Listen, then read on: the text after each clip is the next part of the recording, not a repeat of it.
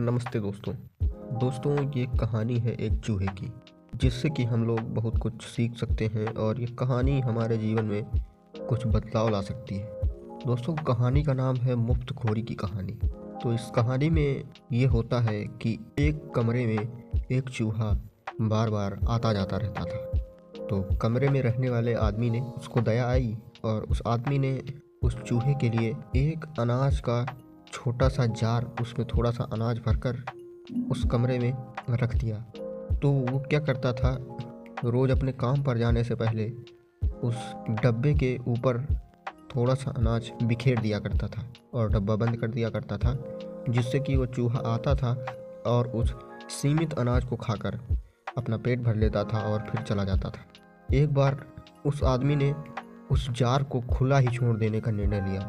उस अनाज से भरे जार में चूहा घुस गया और घुसते ही उसने अपने आसपास इतना सारा अनाज पाकर खुश होने लगा, क्योंकि उसने इतना सारा अनाज पहले कभी देखा नहीं था। अब उसे भोजन की तलाश में इधर उधर भागने की ज़रूरत नहीं है और वह खुशी खुशी अपना जीवन व्यतीत कर सकता है।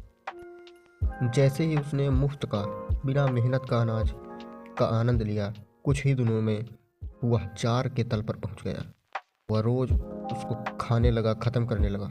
धीरे धीरे कर कर जार आधा, फिर उसके बाद 1/3 हो गया। अब वह फंस गया और वह इससे बाहर नहीं आ सकता।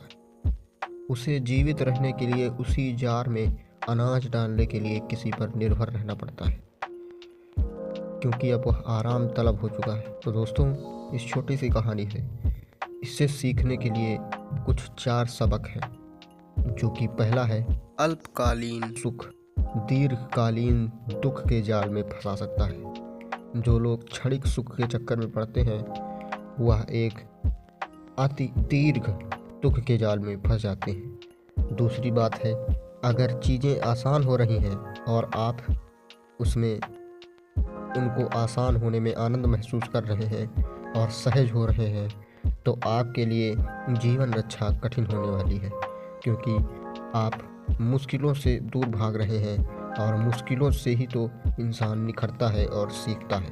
दोस्तों तीसरी बात यह है कि जब आप अपने कौशल का उपयोग नहीं कर रहे हैं तो आप अपनी कार्य क्षमता खो देंगे।